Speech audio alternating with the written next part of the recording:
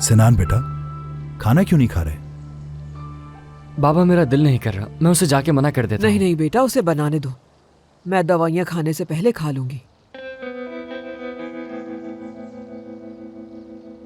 तुम्हारे एग्जाम्स कब से हो रहे हैं? एग्जाम्स का तो अभी कुछ ऐसा पता नहीं है, वो एग्जाम्स की डेट स्केड्यूल कर रहे हैं, चंद दिनों में पता चल जाएगा। चले आ जाएं फिर, बैठकर बातें करते हैं।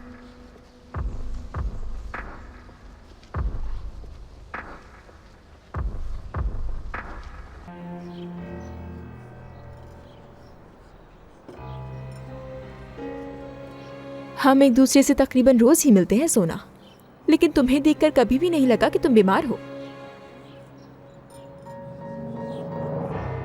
तुमने कभी मुझसे बात भी नहीं करना चाहिए आज तक। क्यों अब इतनी परेशान होने लगी हो मेरे बारे में? क्या हो गया है?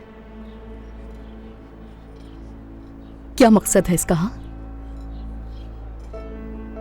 मेरा तो कोई मकसद नहीं। हाँ, लेकिन तुम्हारे मकसद को मैं जान गई हूँ।